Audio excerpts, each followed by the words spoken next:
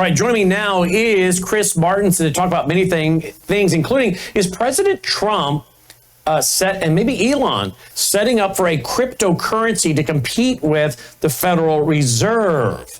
You do know the Federal Reserve has pushed for a long time the idea of a central bank digital currency. They even set out, as we've talked about here for a few years, the idea of a Fed Now, and even Americans having a Fed Now wallet. You can go look that up. We've talked about it. We've shown the documentation. We've shown the paper, the PDFs printed by the Fed. Biden signed an executive order on calling for the creation of a central bank digital currency. Now President Trump is in, and Jerome Powell, Fed chairman, is saying before a congressional committee, oh, no, we have no plans of a central bank digital currency. Yeah, I wonder why. That's because there's a new boss in town.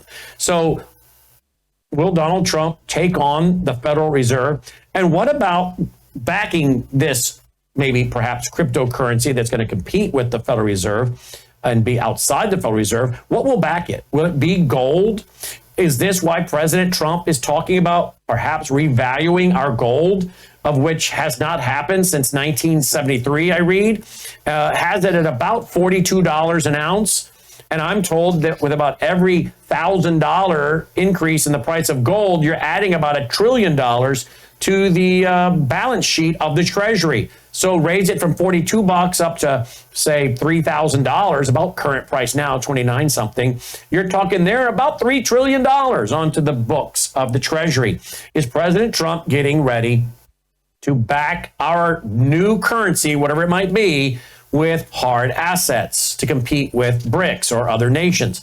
What about the talk of taking over Canada and Greenland? Is this about backing the currency with their minerals and their hydroelectricity and other things? Now we have President Trump tweeting out today, or putting out on social media today, what's been going on with Zelensky, that he's a dictator and he's failed and he's cost us billions of dollars to get into a war that he could have never won. And he talked Biden into giving him this billions of dollars, half of which President Trump noted today is missing. Now, what about the minerals in Ukraine? President Trump has talked about using some of those natural resources as payback to America.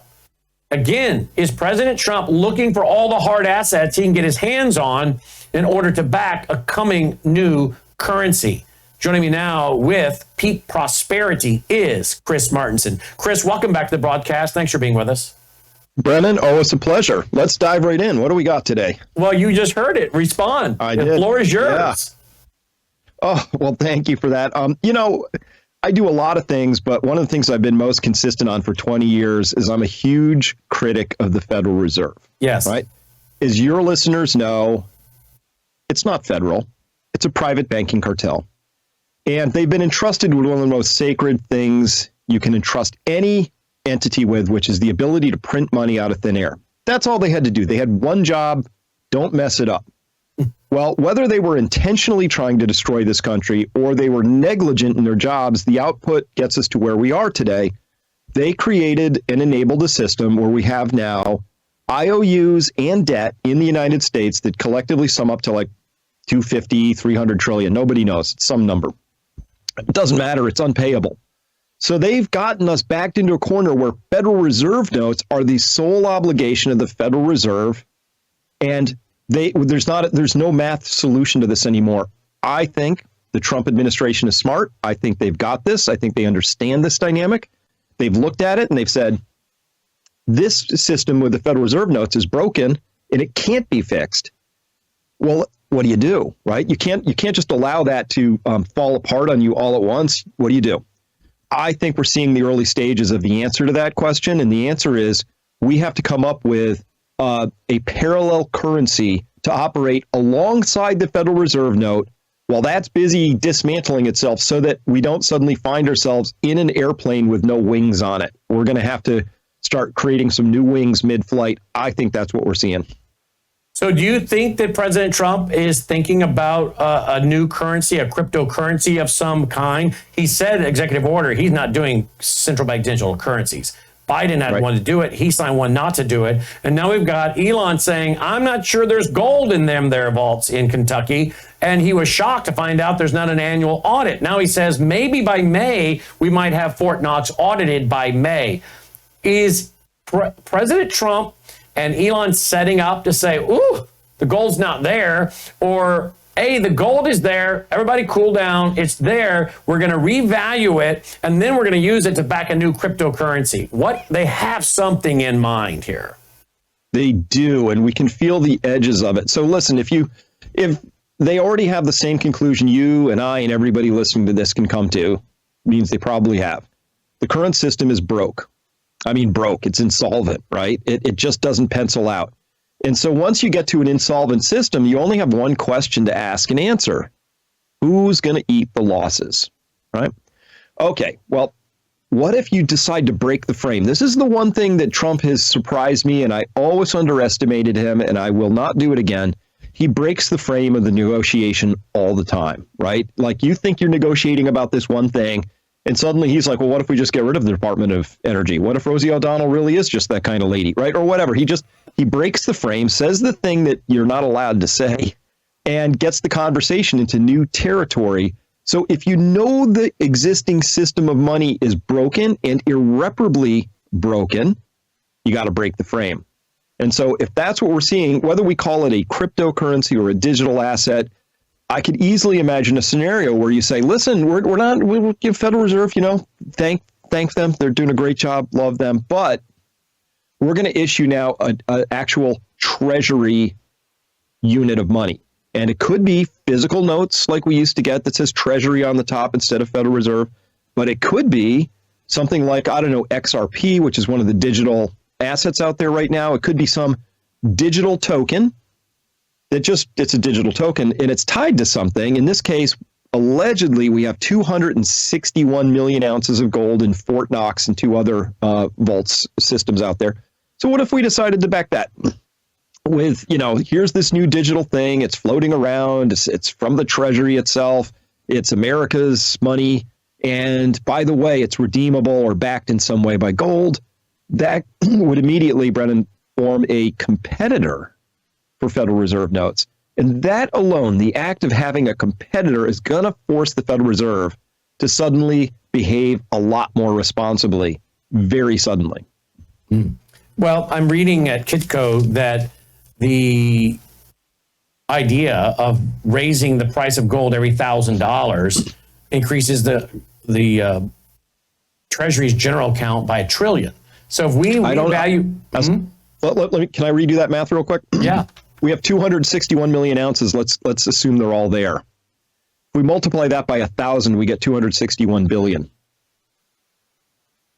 Okay. So either there's a lot more gold I don't know about in our vaulting system, or they're saying if we rose it from 42 to 3,000, that would be 3 times 261, 740 billion.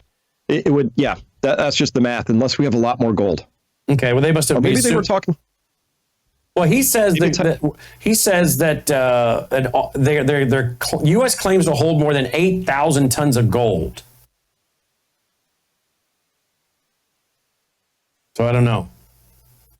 Yeah, the number is supposed to be 261 million ounces. Now, I don't think it's all there, but there's only 3 options. It's all there. It's all missing. And that 8,000, by the way, that 8,000 is just at Fort Knox, just to clarify. Well, is what one person?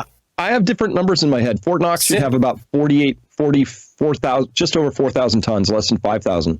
Yeah, and this one is saying Senator Cynthia Loomis has supported a proposal to audit the Fed where the U.S. claims to hold more than 8,000 tons of gold, which has not been independently verified since 1956, they're saying. Correct. Yeah. It hasn't been audited. It's crazy. The fact that it hasn't been audited tells you everything you need to know. Somebody's been doing some hijinks with that gold. That's clear. I mean, listen, if it was all there, they would audit it every weekend if you wanted it to. You'd be able to go to the Fort Knox gift store on your way past the tour where you'd walk past the vaults and look at them, right? And buy your T-shirt on the way out. They don't do that. Well, that's a very good point. That's a very good point. They let you go tour the U.S. Treasury You walk, I've done it as a kid multiple times. You walk on the ramp up above, you look down, they're printing the money. Nobody's like freaking out that you're watching them print the money. It's a great gig to watch, right? Why not let them walk by bulletproof, highly secured vaults, looking into them down or above or whatever, and saying, oh, that's really cool. It's all there. It's the people's money. There it is. Like you said, now go buy a t-shirt, Why would they not? Everybody's being screened and scanned in. You're on a stinking base, Fort Knox. Because it's not there. We know that. Where's it gone? Where's it gone? Well, so, little history here. So before we had to come off the gold standard, August 15th, 1971, they were working very hard to maintain the Bretton Woods agreement, right? So Bretton Woods, 1944, the war is winding down. All the major Axis powers come together and say, gosh, we kind of need a new money system because the pound has been rubbleized and, Germany's mark is destroyed. And you got this yen as like confetti at this stage. And the dollar seems to be the last man standing. And we're going to need a global superpower dollar. So they enshrined the Bretton Woods agreement, Bretton Woods being a hotel in New Hampshire. So they named the agreement after that location. And that agreement, Brennan, said, look, the United States is going to run this thing, but we're going to peg the dollar at $35 per ounce, and that's going to be the number. And so anytime anybody in the world wants to trade, they have the security of knowing that the dollar, is as good as gold. So that worked for a while. In the 60s, it started to break down a little bit, right? And so they had this London gold pool where they were attempting to maintain the price of gold. And they couldn't get gold couldn't get too far out of whack, or it would create these international trade tensions and actual geopolitical tensions. So they were starting to openly manipulate the price of gold starting in 1968, big year for the gold pool action. And then it all really just fell apart. People started to get a little suspicious. France famously said, yeah, we're going to take all these dollars we piled up and take gold. So there used to be close to 12,000 tons of gold inside the U.S. system. And by the time it got skinny down to 8,000, that's when Nixon slammed the gold window. Temporarily. Which is always one of my favorite government words, right? Transitory inflation. Temporary gold closers. Anyway, so they had to slam that because we were losing too much of our gold. And since then, they've used the gold to attempt to hide the fact that they've overprinted money and just been really running the money system poorly. So that's what they did. So the gold is there. The reason we don't know about it is because, Brennan, they had to use it for things. Well, once you have some raccoons in charge who are able to sort of, for the good of the national interest and to hold the international monetary order together, and you have to sell gold and do things and lease it out and hypothecate it and pretend you have it and sell paper gold you don't have. They started doing all these games. It's impossible for people to avoid dipping their fingers into that. So I know some of it got lifted, right? You can just, I don't 100% know, but pretty close, right? When you have an insecure voting machine, somebody's going to rig it, right? It's just a thing. It's just humans, right? So people started rigging it a little bit, and then they got used to it. And then the bullion banks and the JP Morgans and the Scotia Macadas and the HSBCs, Brennan, they all got in on this whole thing of being able to ring cash registers by manipulating the price of gold, preventing it from rising too quickly, doing these short slams and all that stuff. But they needed physical product from time to time. And this all worked great. Well, honestly, nobody really cared that much except for a few gold bugs, But this all broke in February of 22 when Russia's sovereign reserves were frozen by the U.S. Treasury system under a very corrupt Biden administration. And that taught the world something important, which was you can't trust the U.S. we broke the gold standard. The U.S. broke that. That was an abrogation of our contract. That was a default on the original Bretton Woods. But that's okay. You can kind of trust because, they respect your sovereign reserves. You accumulate U.S. treasuries. It pays interest. Seems to work. That got broken. We breached that contract in February of 22. And since then, it is off to the races. China has been secretly buying as much gold as it can, hiding that as much as possible. And I think what we're seeing now is that we finally got an administration in there. They're adults. They can actually do the math. They've realized that the old system's kind of broken, and you have to back this new system with something. So they've given us the softening language. We're going to create a sovereign wealth fund. It's going to have the assets of the United States people in it. Well, what does that mean? What assets do we have? Treasury paper is not an asset. It's a debt. You can't stuff it with treasury bonds. So what are we putting in our national sovereign wealth fund? It's a good question. Gold would be obvious. Maybe we have sort of like the equivalent of like the Arctic National Wildlife Refuge, and there's more oil there, and we don't just lease it out, but we nationalize it in a sense. We cut a deal. Exxon, hey, you come in, you drill this up, you get some, we get some. And some of that goes into our strategic petroleum reserve. Some of it gets sold, and that money comes into the fund. But we're going to monetize the assets of the United States people. That's a very big tell in this story, because the only other countries that have sovereign wealth funds, Norway, Qatar, they actually have enormous trade surpluses. So they actually have something to put into their sovereign wealth fund. We run a budget deficit and a trade deficit. So we don't really have anything from our productive output that we can put into our sovereign wealth fund. So what goes in there, right? It's going to have to be gold, and it's going to have to be things like our national resources, I guess. And we'll have to get back to running budget surpluses, so we would have something to put back in, and we'll have to start running trade surpluses, tariffs, bringing manufacturing home, all of that. This is the biggest revolution of American political and economic structure of anybody's lifetime. Here's a little footage of them President Trump signing this sovereign wealth fund executive order. Take a listen, folks. Extraordinary size and scale of the U.S. government and the business it does with companies should create value for American citizens. If we are going to buy 2 billion COVID vaccines, maybe we should have some warrants and some equity in these companies and have that grow for the help of the American people. So I bring all these things together. I think Scott and I will create an amazing sovereign wealth fund for you, sir. So other countries have sovereign wealth funds, and they're much smaller countries, and they're not the United States. We have tremendous potential in this country, tremendous. You're seeing that, what's happened just in a short period of time. And as an example, TikTok, we're going to be doing something perhaps with TikTok, and perhaps not. If we make the right deal, we'll do it, otherwise we won't.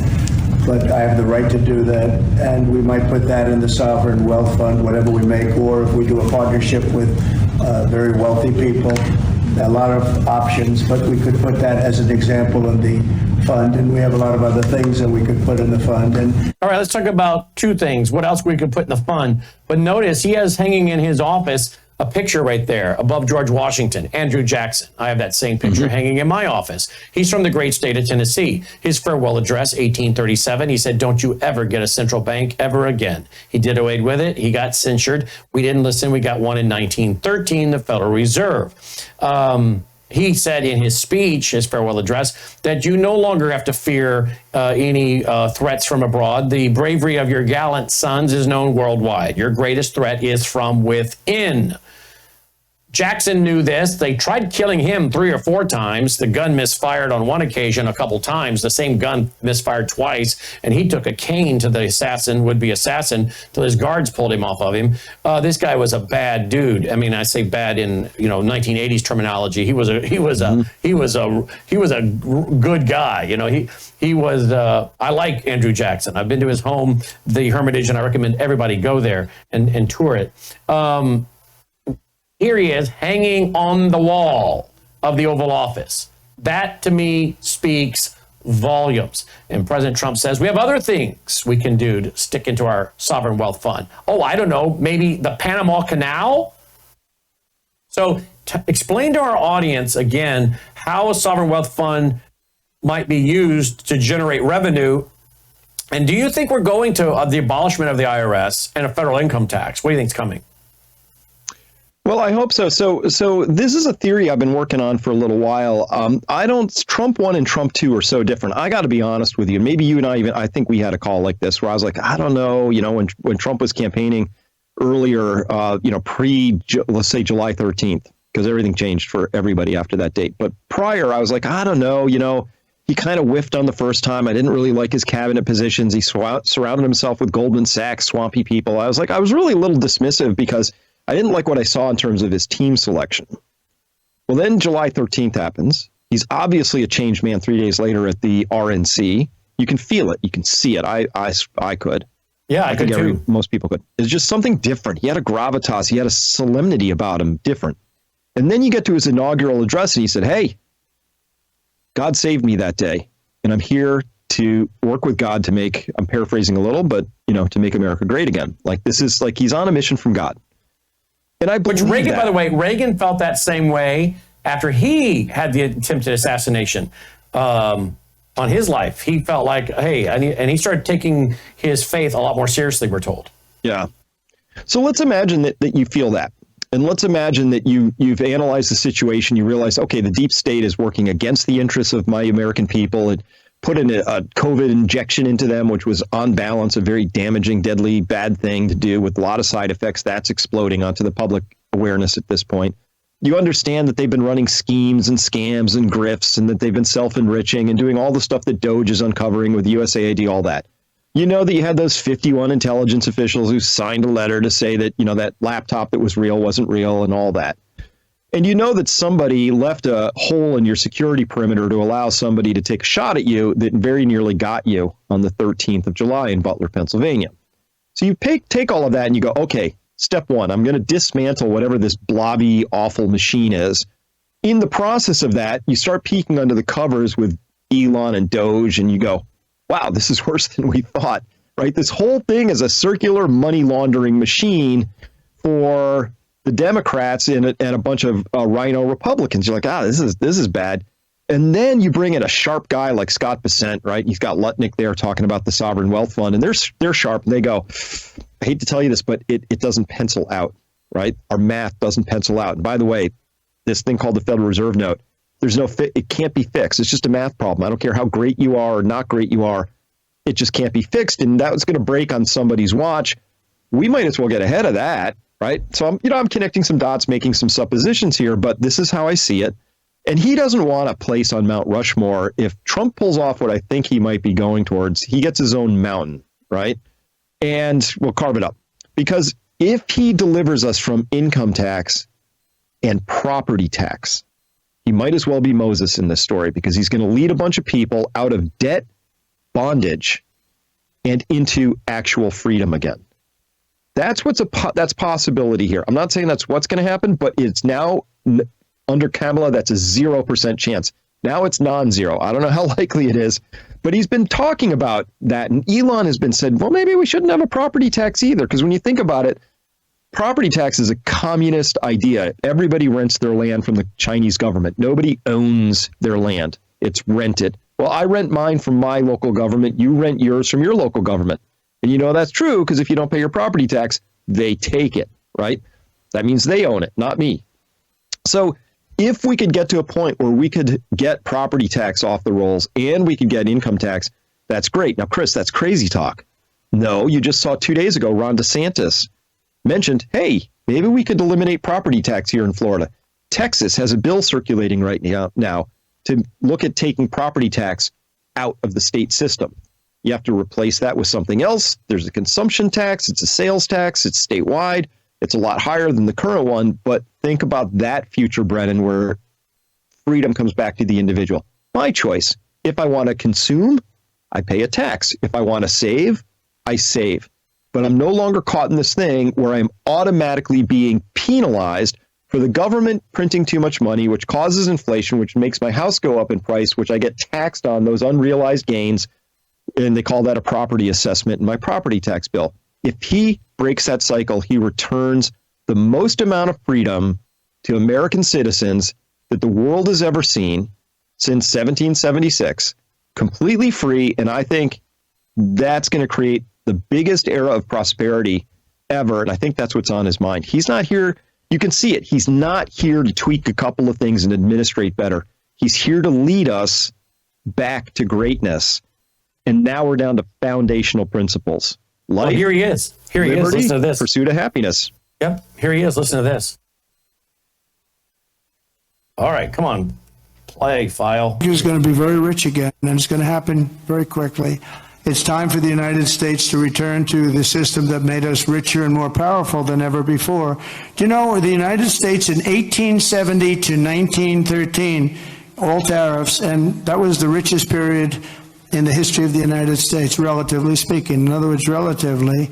And they set up the Great Tariff Commission of 1887, and this commission had one function: what to do with all the money that we took in. It was so enormous that they had no idea. It was a blue ribbon committee. It was set up 1887, and what to do with all of the money that we had. And again, Teddy Roosevelt was a beneficiary, because when McKinley was killed, he took over this vast sum of money, and he did all of those national parks and all of the other things. And I'm not knocking him, but he was given a vast amount of money, and that was all made through tariffs. As we had no income tax. The income tax came in 1913.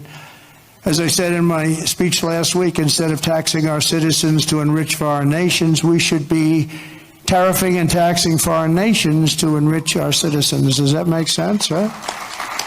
I love that line, because that's exactly what we're finding out with USAID. We've been taxing Americans so that I can get up every day, work my tail off, and send it to a bunch of Islamists in the Gaza so they can have condoms, which is fine, because I don't want them procreating anyway. But in all seriousness, I'm sick and tired of working so that my money goes to some people I don't even don't agree with their ideas, their worldview, their desire to destroy America.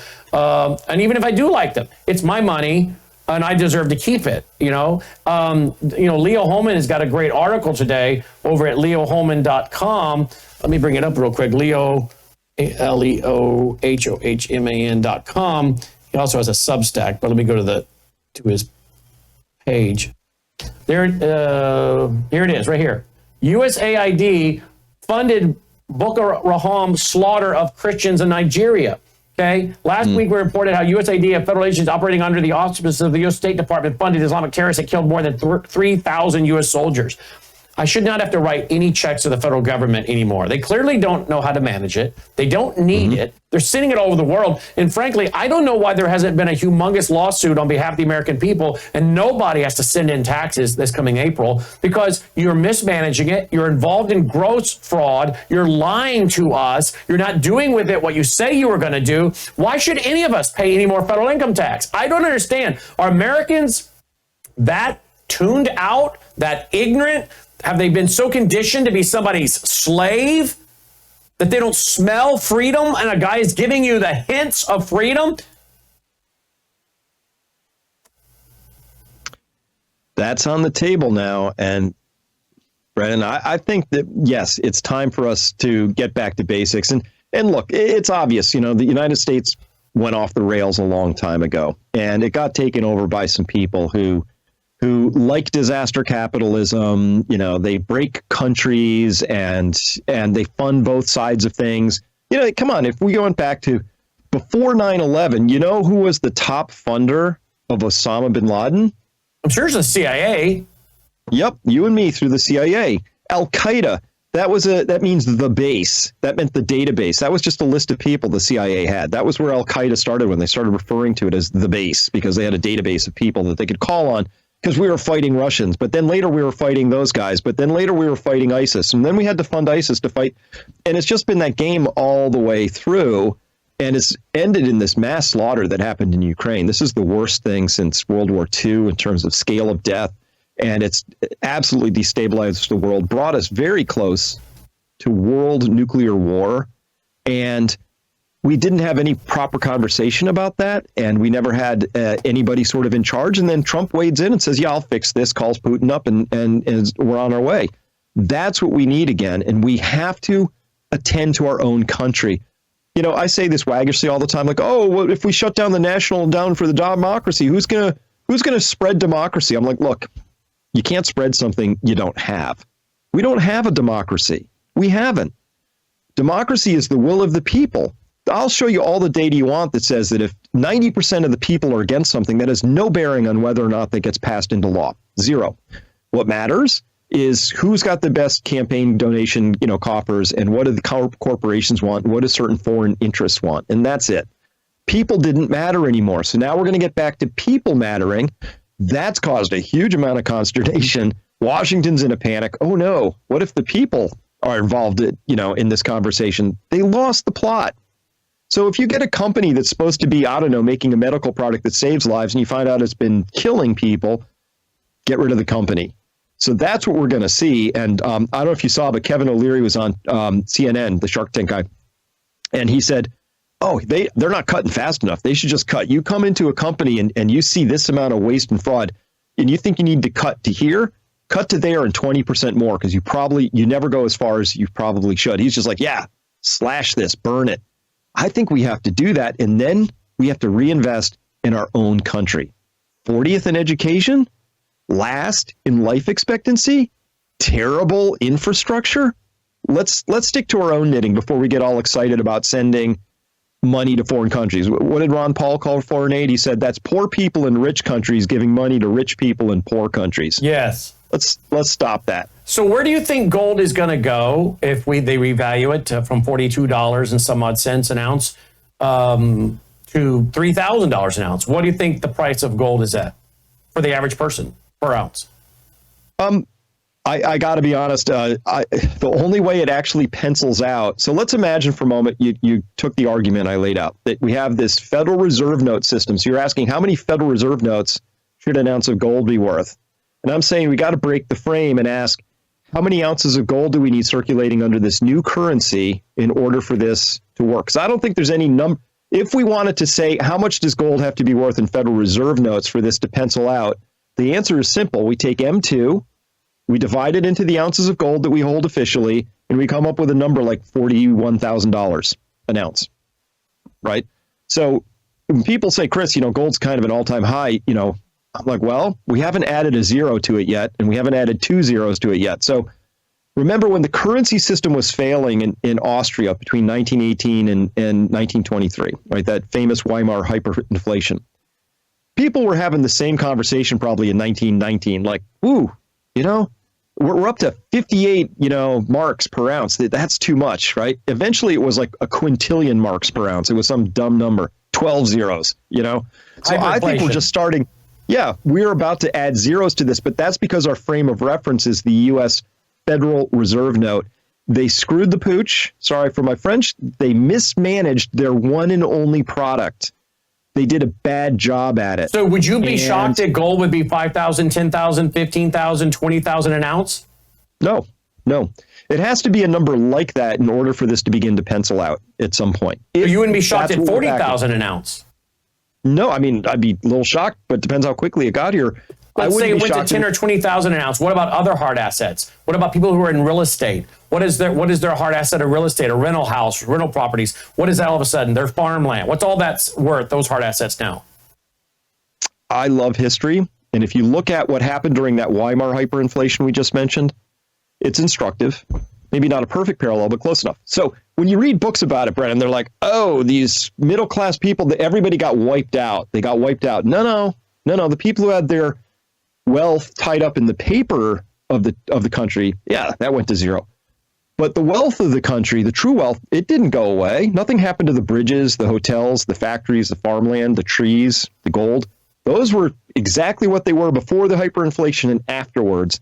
So in times like this, the most important adjustment people can make is flip out of how many dollars is it, how many Weimar marks is it, and flip into how much value do I hold. I'm a huge believer in hard assets, right? So someone who says, I don't want to stock up on gold for whatever reason, I have a little bit of it, but I'm not a big holding gold guy. It doesn't pay a dividend. It doesn't give me cash flow, but I do own some rental properties. Those people that have been doing it that way, is all of a sudden their $300,000 rental property now $600,000? That's what eventually will happen once we get this kicked out. I don't know any way around this at this point in time. Besides, we're going to have to look, when you get to this level, you have too much debt in a company, right? Let's say the United States is a company. We're going through a national restructuring plan right now. This is what happens in a business when a new CEO comes in and goes, woo, this company's in bad shape, right? Right. Immediate. Zero-based budgeting, freeze everything, start hacking departments. You throw a few babies out with the bathwater, but it's just triage. Like, how do we fix this quick?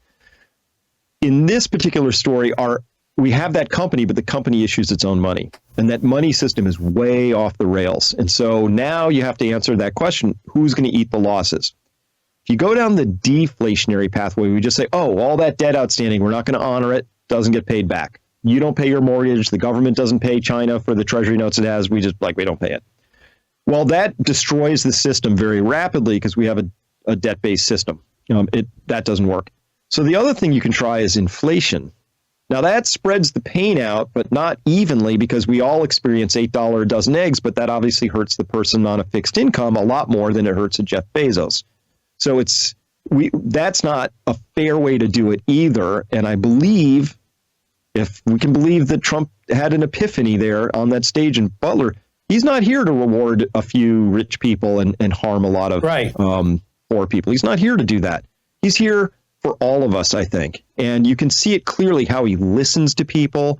He's in Western North Carolina, and he's listening to all these people who've been like sleeping in tents, and they're all bedraggled, and he's just locked onto them for 19 minutes, just listening. When you got Elon Musk with his son in the Oval Office, he's just listening, sharing the limelight. So if you know that you have a problem, you know that the Federal Reserve has really outdone itself, has really they goofed, right?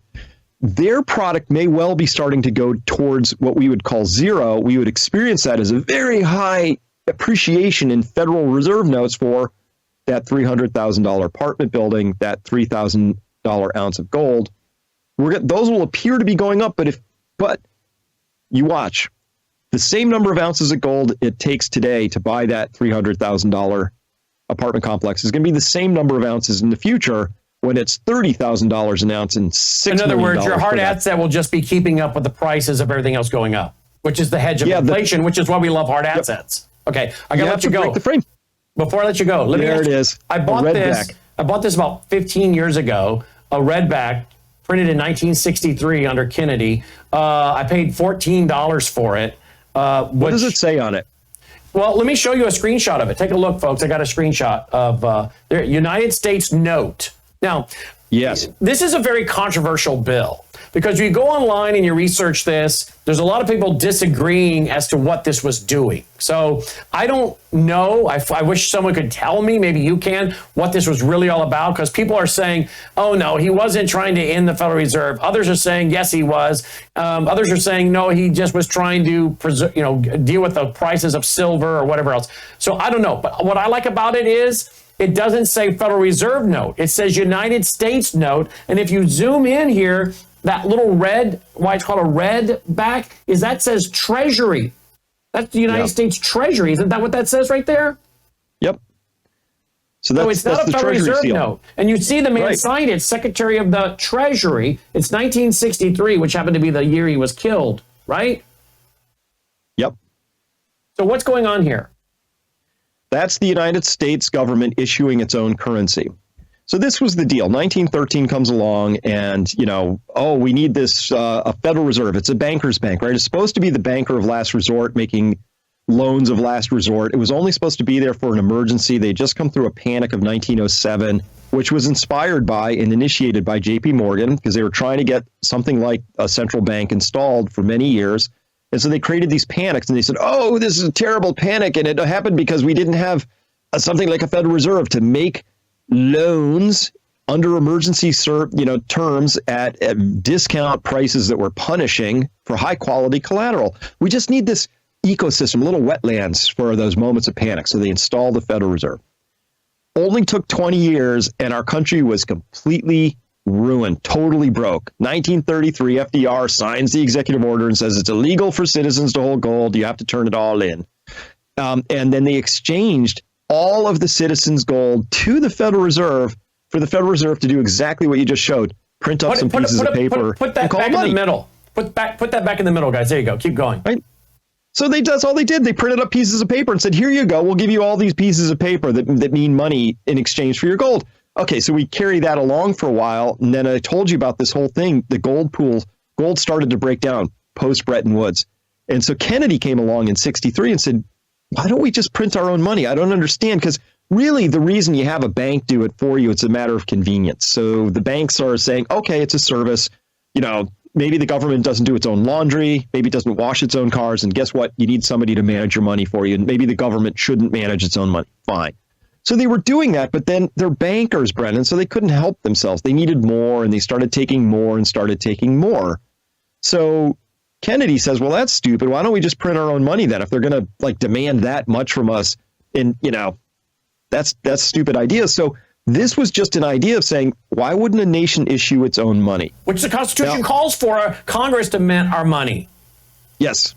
And nothing shall be gold or silver. A dollar is 371.25 grains of silver, full stop. That's all a dollar. That's how you define a dollar. That's how you define a dollar. That's it. That's what it is. So, but this was one of the most terrifying things because, if a country figures out that you can just print your own money and you don't need bankers, it ends one of the biggest rackets there are. Because you know what banks do to earn all that money? Nothing. I mean, they have to click a few keyboard, that's it. It's one of the best rackets out there, right? If I go to you and you're a banker, Brennan, I say, I need to borrow $500,000 because I want to buy this swank house over here. And you go, okay, here's your $500,000. You just did this and you handed me something, and for 30 years, you own me. And it's collateralized with that asset. And because what you're saying is today's fractional reserve banking, we're really just creating digits. We're creating digits, right? We just keep recreating the same money in the system and moving it around. Yeah, and when that money is created, it takes very little effort, but of course then to pay it back takes real effort, and that's the game. That's what it's been. There's no reason at all that a country can't issue its own currency. We don't need bankers. We don't have to borrow it from them. This year, the servicing cost for running that little scheme is going to be $1.2 trillion to the U.S. taxpayer. That is the interest cost on our national debt. Wait a minute. Why do we have national debt? Well, Chris, because the Treasury needs more money than it has, so it has to go borrow it. Well, who's it borrow it from? Well, it does this thing called an auction. It has these Treasury bills. They auction on Monday through Thursday, and they get money. Where does that money come from? Well, if anybody has money out there and they want to buy some, what if there aren't enough people buying them? Oh, well, then the banks literally just make an entry and go, oh, I'll buy them. And we have 23 primary dealer banks who make sure that the Treasury auctions. And you created it out of thin air. You created it out of thin air. And that's the service they provide. And that should cost, I bet I'll do it for $1 billion. But the system has said we need 1.2 trillion now to administer a money system. You go back to that red note, and that was just somebody like Kennedy and maybe Trump going, that's stupid. Why are we paying 1.2 trillion for somebody to loan us money? Why don't we just make our own? And there's no good answer for that. Is this why? Would this have been one of the reasons he got killed? Was this the Nomes of Zurich that he talked about? Is this his famous secret society speech he gave? There's really one of two reasons as a national leader you get offed. One is you threaten the bankers, and the second is you threaten the U.S. dollar as a petrodollar. Those two things are proven to wait a minute. You mean like Saddam Hussein, who was talking about going to some kind of gold system? You mean Gaddafi, who was trying to talk the African nations into going to some kind of gold system? Mm-hmm. These are huge threats to the banking cartel that's been out there for a long time. They play hardball. They're very cheerless about this. It's power, and that's the system we've been under. But that power comes at a cost, and the cost is our freedom. And I think that's what we're talking about right now, is getting our freedom back. Well, again, I was going through an antique store with my wife about 15 years ago, saw it, knew what it was, bought it for $14. And I think it's worth every dollar because it's a piece of history. What say you in closing? Absolutely. And I hope we get the equivalent of red notes. I think that's what I'm seeing in the gold moves, in the sovereign wealth fund. I'm hearing rumblings around it. This is how Trump rolls. First, you get the hint, couple of hints. He breaks the frame. People start thinking, and then you get this big change. I think that's what's about to happen. Which means President Trump, if he can do all this, will, without a doubt, go down as an Abraham Lincoln figure, where Abraham Lincoln worked to free the slaves, if folks believe that, the argument, what the Civil War is fought about, whatnot. But he, and maybe Reagan goes down as the guy that freed people from communism. Trump will go down as the guy that freed Americans from indentured servitude. Freed us from the bankers. It'd be a lifetime achievement. And he should go down. He should go Mount Rushmore for that. I think we should carve a whole mountain all by itself. I mean, it would be that big. Wow. Peakprosperity.com. I know I got to let you go. Peakprosperity.com. Chris, we're looking forward to having you with us here on Friday night, October 3rd, Saturday, October 4th for our National Worldview Weekend. 22nd year we've done a national conference, and it's in the Mid-South this year. Looking forward to having you with us. That's going to be great. Looking forward to it, Brennan. And we also carry his program on the weekends at worldviewtube.com. In the meantime, pick it up at peakprosperity.com. Thank you, Chris. Thank you. My pleasure. Folks, if you would like to go ahead and mark your calendar now. Is Caleb in the control room, guys? Is it there already? Whoa, I asked the guys to get that up there today. I didn't know they could do it that fast. Look at that. Worldview Store.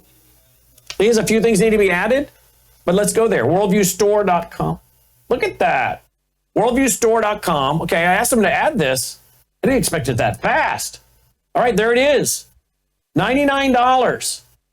Okay, there's only 350 seats. Okay, you got the hotels where it's going to be held. We have some more things. We're going to put up some more speaker bios. I see we need to do that. But there it goes.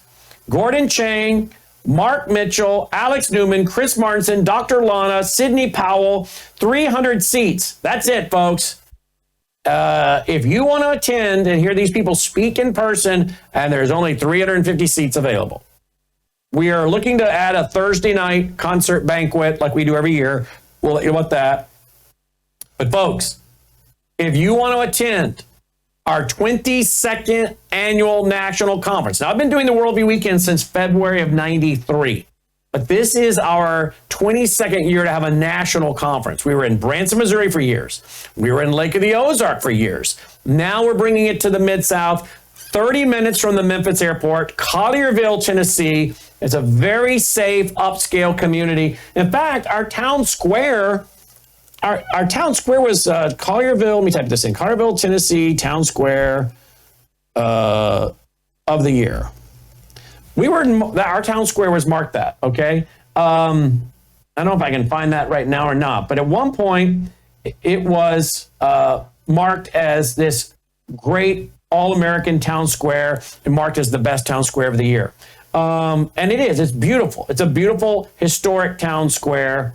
In fact, here's a picture of it right here. Let me see if I can bring that up. Will I go full screen on us or not?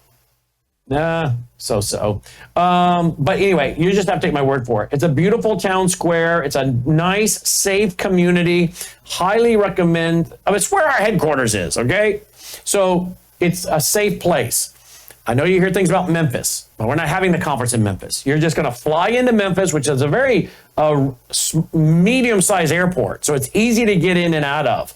Rent your car, grab an Uber, whatever you want to do, and come on over 30 minutes from the airport to Collierville. We have all the hotel information on the website. And again, it's Friday night and it's Saturday. Friday night, all day Saturday into the evening Saturday. You don't want to miss out. Again, 350 seats is all we have. We have lowered the ticket price. I think last year we were like $125 a ticket and $250 a ticket, or whatever it was, $175, $250. We've lowered it to just a flat $99 because by moving it to the Mid-South, we've gotten our price down. We've gotten our price down. It's not going to cost us as much to put it on with the theater that we were renting, the ballroom we were renting, and all that. So we're lowering the price. And again, we're just trying to put on a great conference where you can come visit with us. We get to see you, meet these people in person. Now, if you are not able to come join us, you will be able to live stream it, but only if you're a member of the Vault. Worldviewtube.com/vault, worldviewtube.com/vault. If you join the Vault, you'll be able to live stream it, okay? And not only will you be able to live stream this, but coming up this Saturday evening, 6:30, starting at 6:30 Central this Saturday evening, our State of the Union panel with Colonel Rob Maness in studio, J.J. Carroll in studio, Todd Bensman in studio, and myself, okay? State of the Union panel, 6:30, starts Saturday night, February 22nd, Vault members only. April 15th, Dr. Andy Woods and I are going to be speaking for a big Worldview Radio rally in Milwaukee.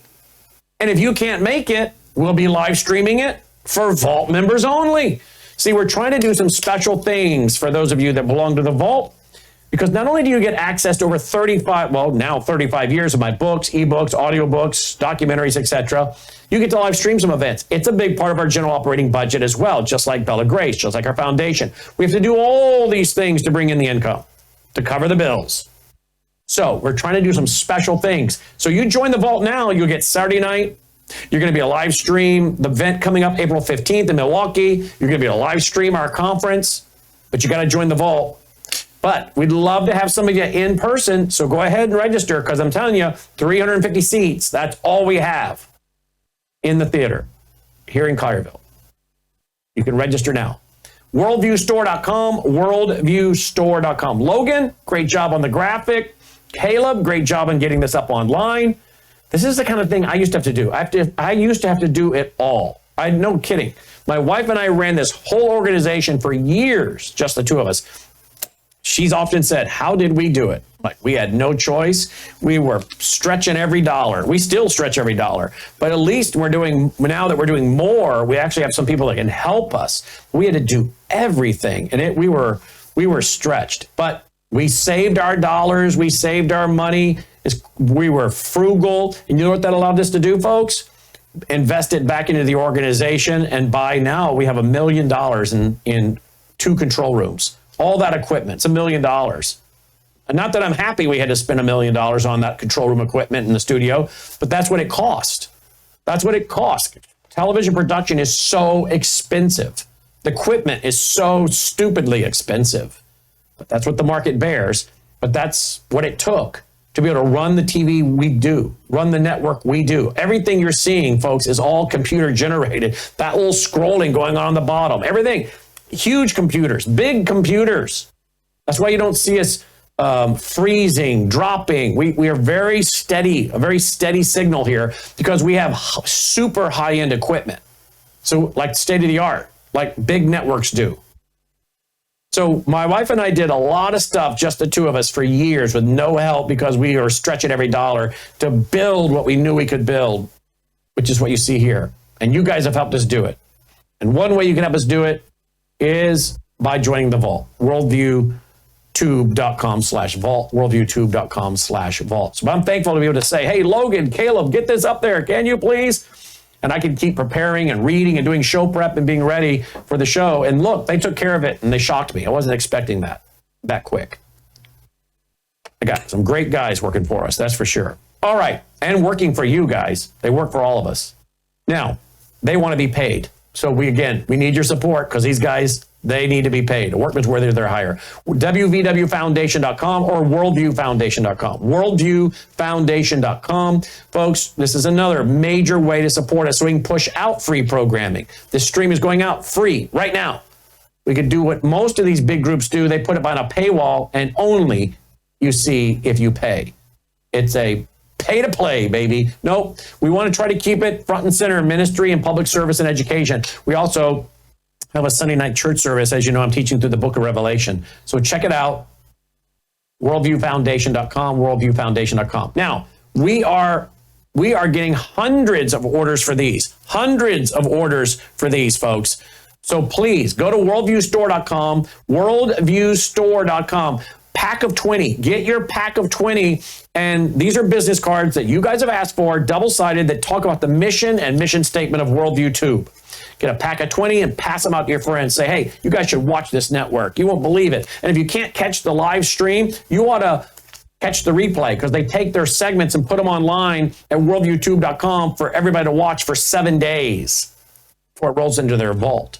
So please, order those. Keep distributing these. Let's grow the network. Let's grow the network. Let's grow this network. We should equally be as big as any of these other guys, right? Because we sure produce and talk about things they don't talk about, right? The truth, research, history, documentation, long format interviews like I just did with Chris Martinson without stopping to sell you soap and pickup trucks. So again, these are the ways we fund it. Help us keep it going, all right?